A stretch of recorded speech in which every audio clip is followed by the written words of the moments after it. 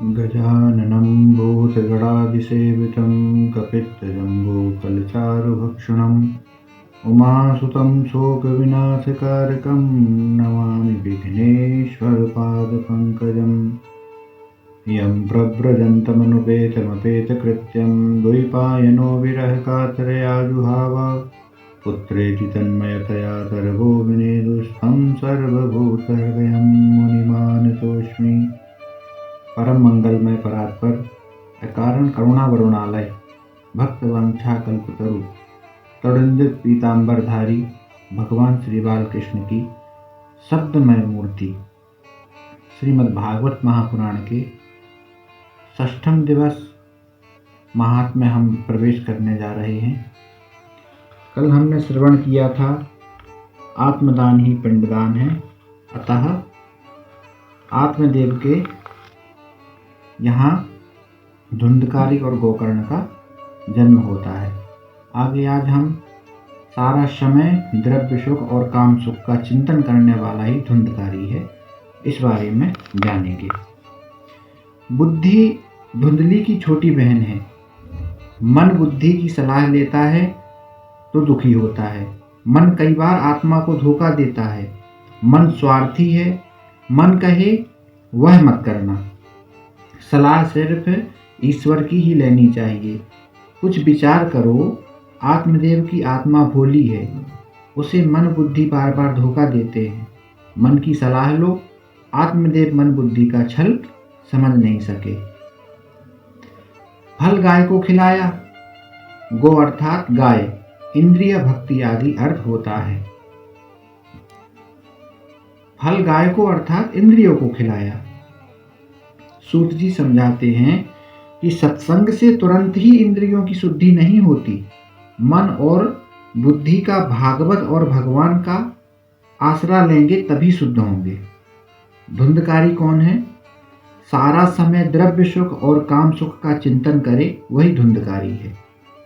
जिसके समय में धर्म नहीं किंतु काम का सुख और द्रव्य को सुख प्रधान है, वही धुंधकारी है। सूत जी सावधान करते हैं और कहते हैं कि बड़ा होने पर धुंधकारी 5 वेश्याओं में फंसा है।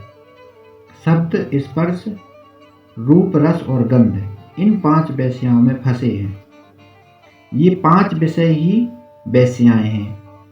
ये 5 विषय ही धुंधकारी अर्थात जीव को बांधते हैं। वह सबके हाथों से खाता था। साफ लिखा है, सब हस्ते भोजनम, अर्थात सबके हाथ से। कौन है? जो हाथ परोपकार नहीं करते वह सबके हाथ है। वही हाथ सबके होते हैं। जिन हाथों ने श्री कृष्ण की सेवा न की हो, जो हाथ परोपकार न करें, वे हाथ सबके समान हैं। धुंधकारी स्नान और शौच क्रिया से हीन था, कामी था, अतः स्नान तो करता ही होगा, परंतु स्नान के बाद संध्या सेवा न करना वह स्नान व्यर्थ ही है। अतः कहा गया है कि स्नान करता ही नहीं था। स्नान करने के पश्चात सत्कर्म न हो तो वह स्नान पशु स्नान है। स्नान करने के बाद यदि सत्कर्म न किया जाए, भजन संध्या न किया जाए, वह स्नान किस काम का? स्नान केवल शरीर को ही स्वच्छ करने के लिए नहीं किया जाता, अपितु स्नान करने के बाद सेवा, संध्या, गायत्री ना हो तो वह स्नान भी पाप स्नान हो जाता है।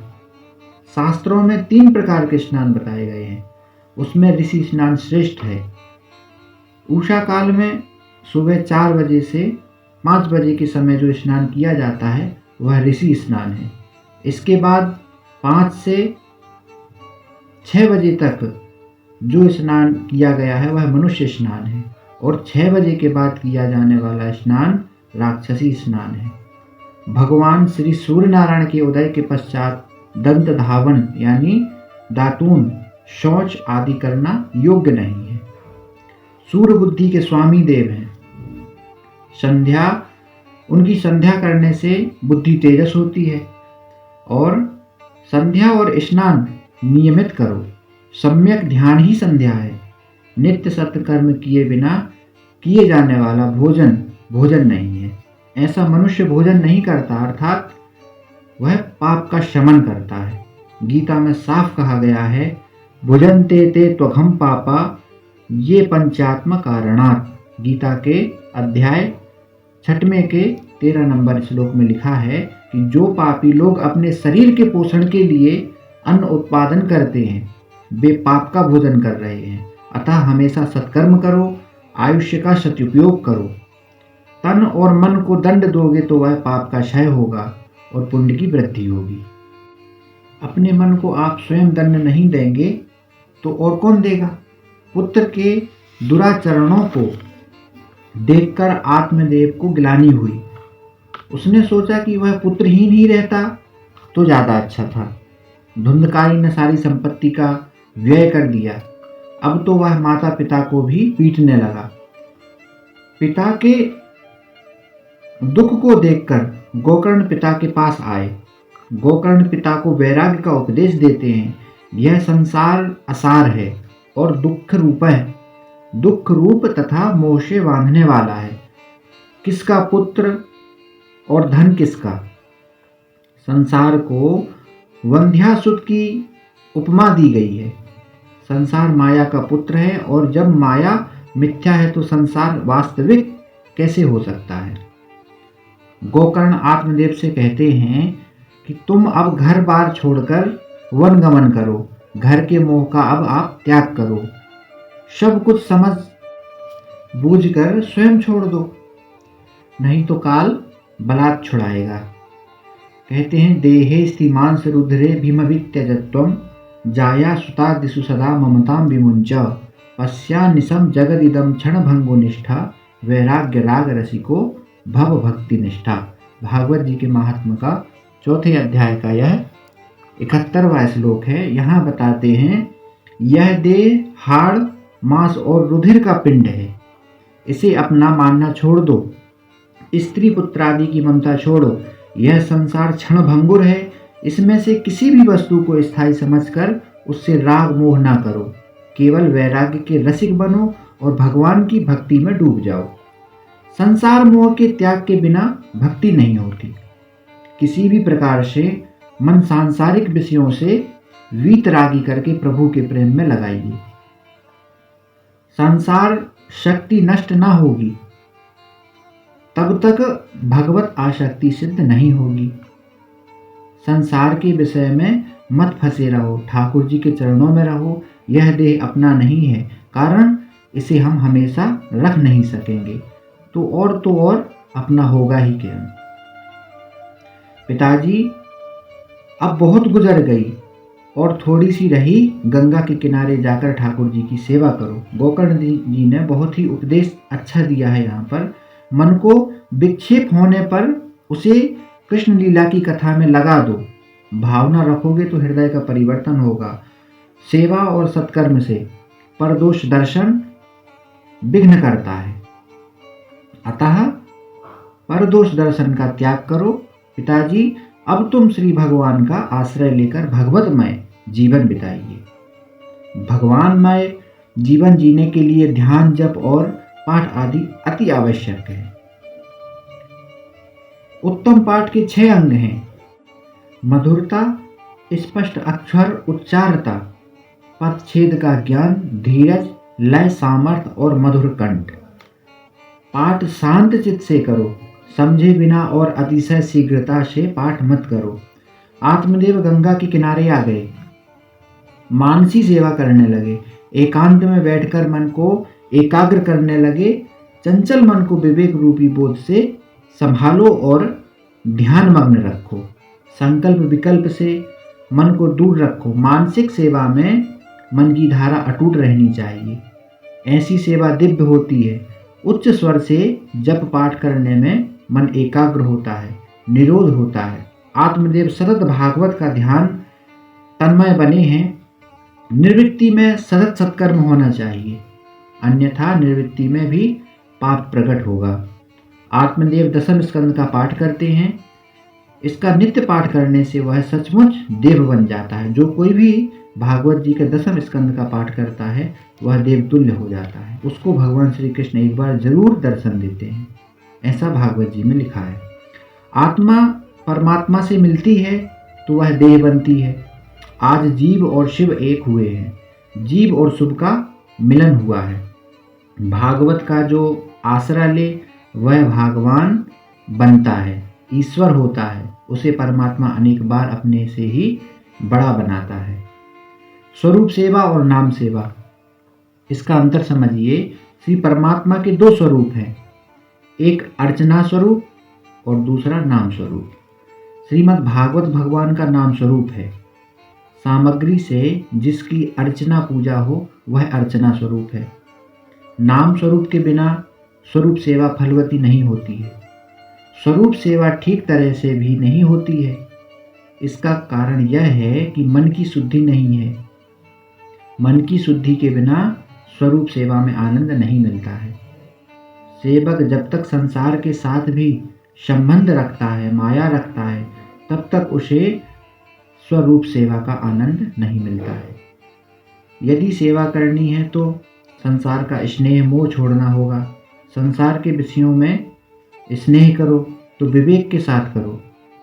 अग्नि वैसे तो सब कुछ भस्मीभूत करती है, फिर भी उसका यदि विवेक पूर्वक उपयोग किया जाए तो अग्नि उपयोगी होती है। अग्नि ना हो तो मनुष्य का पोषण नहीं हो सकता। इसलिए मनुष्य इस संसार में जब तक अपने शरीर के प्रति समान है तब तक वह इस संसार को छोड़ नहीं सकता। जो मन माया का स्पर्श करता है वह मनमोहन की सेवा करता है, और मनमोहन की सेवा में जो जा नहीं सकता, मन तो बार बार माया का विचार करता है, अतः वह मलिन है। नाम सेवा मन की शुद्धि के लिए ही है। जब तक स्वरूप सेवा में मन एकाग्र ना हो तब तक नाम सेवा करो। स्वरूप सेवा में आनंद नहीं आता है क्योंकि मन व्यग्र है, चंचल है। अपना मन ईश्वर को छोड़कर बार बार विषयों की ओर ही जाता है। मनुष्य का मन संसार व्यवहार के साथ इतना तो तद्रूप हो जाता है कि जिसके कारण वह पाप करता है और उसे अपने पापों का भान भी नहीं रहता है। स्वरूप सेवा करते करते हृदय पिघले, आंखें गीली हों, आनंद हो और हृदय में सात्विक भाव जागे तो मानो की सेवा सफल हुई है। हृदय की भावना बिना की गई सेवा फलवती नहीं होती। जीव शुद्ध होकर परमात्मा की सेवा करे तो श्री ठाकुर जी प्रेम से प्रसन्न होते हैं। मन में अनेक जन्मों का मैल भरा हुआ है और स्वरूप सेवा में मन की शुद्धि अति आवश्यक है। मन शुद्ध नहीं है, परिणामतः स्वरूप सेवा फलवती नहीं होती है। मन को शुद्ध करने के लिए नाम सेवा की आवश्यकता है। मन की अशुद्धि नष्ट करता है श्रीमद् भागवत। कलयुग में नाम सेवा प्रधान है। कलयुग केवल नाम आधारा, सुमिर सुमिर भव उतरहि पारा। श्रीमद् भागवत भगवान का ही नाम स्वरूप है। नाम ही ब्रह्म है, नाम ही परमात्मा है, और अधिक क्या कहें आपसे। नाम परमात्मा से भी श्रेष्ठ है। ईश्वर तो अदृष्ट है, इनके साथ स्नेह करना कठिन है। नाम स्वरूप तो स्पष्ट दिखाई देता है। जिसका प्रत्यक्ष दर्शन ना हुआ हो उसके नाम को पकड़ोगे तो वह अवश्य दृष्टिगोचर होगा। ईश्वर का स्वरूप सबके लिए अनुकूल और सुलभ नहीं है, परंतु नाम स्वरूप सुलभ है। ज्ञानी पुरुष नाम से निष्ठा रखते हैं, वे नाम का आश्रय लेते हैं। नाम ही ईश्वर का स्वरूप है। श्री राम जी ने तो कुछ जीवों का उद्धार किया था, परंतु उनके बाद उनके नाम से अनेकों का उद्धार हो गया। श्री कृष्ण जी जब पृथ्वी पर विराजमान थे तब जितने जीवों का उद्धार हुआ था उसकी तुलना में उनके नाम से अनगिनत लोगों का संसार से पार कर गए। बड़े से बड़ा पाप कौन सा है? ईश्वर के नाम के प्रति निष्ठा का अभाव। नाम का साधन सरल है। श्रीमद् भागवत का नाम स्वरूप है। श्रीमद् भागवत का आश्रय ही नाम का आश्रय है। जो भागवत का आश्रय लेता है वह भगवान बनता है। आत्मदेव श्रीमद् भागवत का आश्रय लेकर दसम स्कंद का पाठ करते हैं। केवल दसम स्कंद के पाठ से ही उन्हें मुक्ति मिलती है। यदि संस्कृत का ज्ञान ना हो यदि संस्कृत का ज्ञान हो तो प्रतिदिन 10 स्कंद, विष्णु सहस्त्र नाम और शिव महिम्न स्तोत्र का पाठ करो।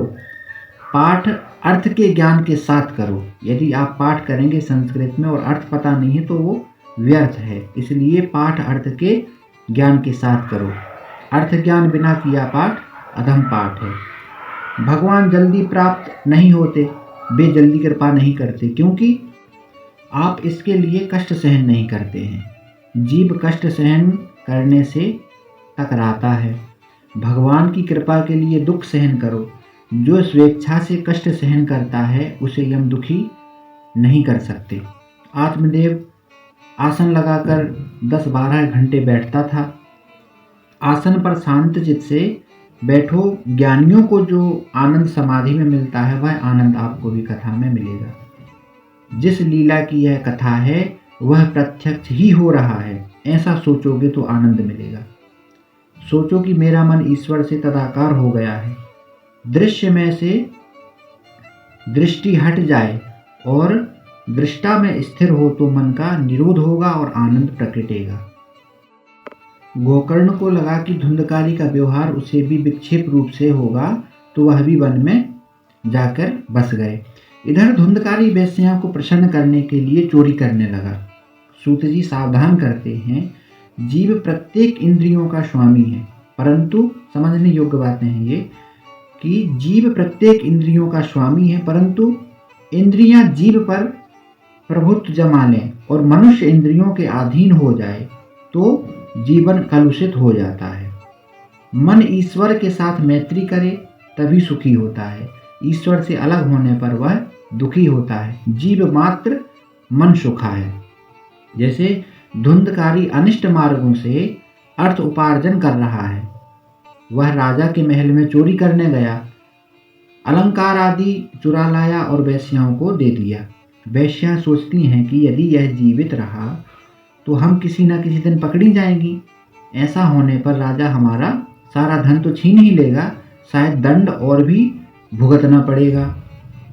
सो इसे धुंधकारी को हम मार ही डालें तो ज़्यादा अच्छा रहेगा।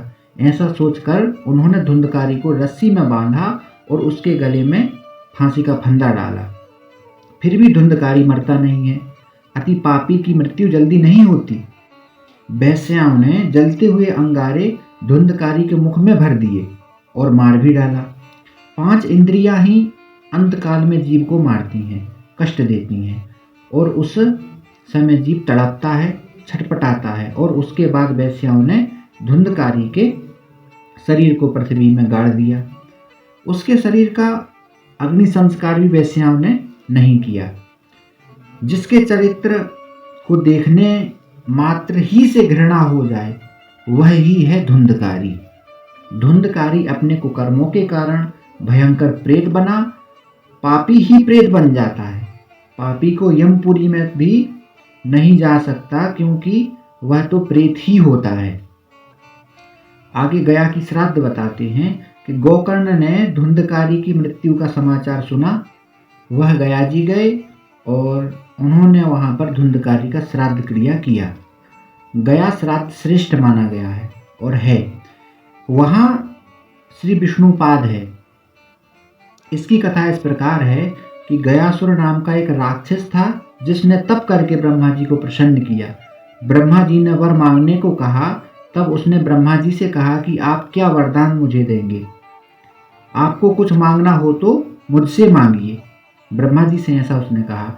तो उसकी तपश्चर्या से देवता भी भयभीत हो गए कि यह असुर कैसे मरेगा। ब्रह्मा जी ने सोचा कि इसके शरीर पर दीर्घ काल तक यज्ञ कराने पर वह मर सकेगा। अतः ब्रह्मा जी ने यज्ञ के लिए उससे शरीर मांगा। यज्ञ कुंड उसकी छाती पर बनाया गया। 100 वर्षों तक यज्ञ चलता रहा, फिर भी गयासुर नहीं मरा। यज्ञ की पूर्ण आहुति होने पर वह उठने लगा।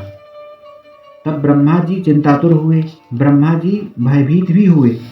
उन्होंने भगवान का स्मरण किया। तब उन्होंने श्री नारायण का ध्यान किया। भगवान नारायण प्रकट हुए और गयासुर की छाती पर दोनों चरण रखे। गयासुर ने मरते समय भगवान से वर मांगा कि इस गया तीर्थ में जो कोई श्राद्ध करे उसके पितृगण सदगति को प्राप्त करें। भगवान ने उसे वर दिया कि जो तेरे शरीर पर पिंडदान करेगा उसके पितरों को मुक्ति मिलेगी। भगवान ने गयासुर को भी मुक्ति दी। भगवान के वरदान के कारण गया जी में पितृ श्राद्ध करने वाले के पितरों को मुक्ति अवश्य मिलती है। गोकर्ण बाद में अपने घर को लौटे। रात में उसने किसी के रोने की आवाज़ सुनी। मनुष्य पाप करता हुआ तो हंसता है, पर पाप का दंड जब भुगतना पड़ता है तो वह बहुत रोता है। एक ही माता पिता के दोनों पुत्र हैं, पर भी गोकर्ण देव बना और धुंधकारी प्रेत देव योनि में पड़ा रहा। देव होना या प्रेत होना तुम्हारे अपने हाथों में है। गोकर्ण ने पूछा कि तू कौन है, तेरी ऐसी दशा क्यों हुई, तू भूत है, पिशाच है या राक्षस है? प्रेत ने कहा, मैं तुम्हारा भाई धुंधकारी हूँ। बहुत पाप करने के कारण मेरी यह गति हुई है, मुझे प्रेत योनि मिली है। गोकर्ण ने पूछा, तेरे लिए मैंने गया में पिंडदान किया, फिर भी तू प्रेत योनि से मुक्त क्यों नहीं हुआ?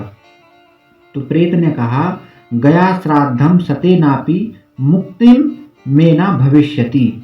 चाहे कितने भी गया में श्राद्ध करो फिर भी मुझे मुक्ति नहीं मिलेगी। केवल श्राद्ध मात्र से मेरा उद्धार नहीं कर सकता। गोकर्ण ने पूछा, तुझे सदगति कैसे मिलेगी, मैं क्या करूं? फिर सोचकर कहते हैं कि मैं कल सूर्य नारायण से पूछूंगा। गोकर्ण जी धुंधकारी से ऐसा कहते हैं। दूसरे दिन गोकर्ण ने सूर्य नारायण को अर्घ दिया और उन्होंने कहा, महाराज जरा रुकिए। सूर्य नारायण रुक गए। यह त्रिकाल संध्या का फल है। ब्राह्मण को चाहिए कि वह त्रिकाल संध्या से कभी न चूके। त्रिकाल संध्या करने वाला ना तो कभी मूर्ख रहता है और ना तो कभी दरिद्र रहता है। सूर्य नारायण ने पूछा, क्या काम है मेरा? तो गोकर्ण ने कहा कि मेरे भाई के उद्धार का कोई उपाय बताइए। सूर्य नारायण ने कहा, अपने भाई को सदगति दिलाने की इच्छा से अगर आपके मन में है तो भागवत की विधि पूर्वक कथा आप कीजिए। श्राद्ध से जिस आत्मा की मुक्ति नहीं होती है उसे भागवत मुक्ति दिलाता है। भागवत शास्त्र मुक्ति शास्त्र है, भागवत से मुक्ति मिलती है। अब धुंधकारी को पाप से मुक्त कराने के लिए गोकर्ण ने भागवत सप्ताह का आयोजन किया।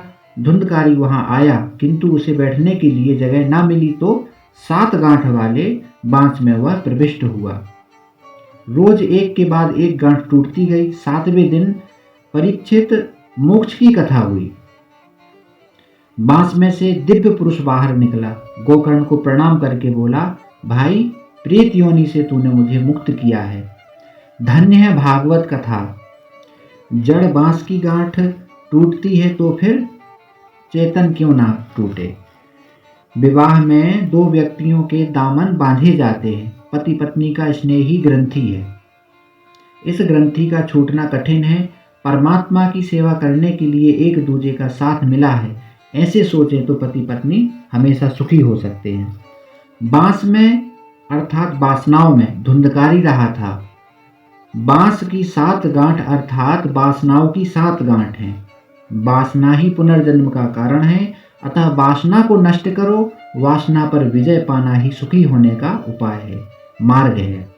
मनुष्य मोह को नहीं छोड़ सकता। वासना अर्थात आसक्ति 7 प्रकार की होती है। पहली नारी की आसक्ति, पति पत्नी की आसक्ति। दूसरी पुत्र की आसक्ति, पिता और पुत्र की आसक्ति। तीसरी व्यवसायिक आसक्ति। चौथी द्रव्य की आसक्ति। 5वीं कुटुंब की आसक्ति। 6वीं बार की आसक्ति है ना, घरवार की आसक्ति। और 7वीं गांव की आसक्ति। इन सभी आसक्तियों का त्याग करो। शास्त्र में काम क्रोध लोभ मोह मद मत्सर और अविद्या का इनको ही 7 गांठ कहा गया है। इनमें जीव बंधा हुआ है, जिसे मुक्ति करने का प्रयत्न करना है। बांस वासना का स्वरूप है। जीव वासनाओं में फंसा है। वासना से ही जीव में जीव भाव आया है। जब निष्काम से काम बना, वासनाओं की ग्रंथियां जब तक न छूटे तब तक जीव भाव निर्मल नहीं होता है। आज की कथा को हम यहीं विश्राम करते हैं। कल की कथा में हम श्रवण करेंगे धुंधकारी को प्रेत योनि की प्राप्ति और श्रीमद् भागवत कथा से उसका प्रेत योनि से उद्धार। और श्रीमद् भागवत सप्ताह कथा की विधि, श्रीमद् भागवत कथा श्रवण विधि। सभी को राधे राधे।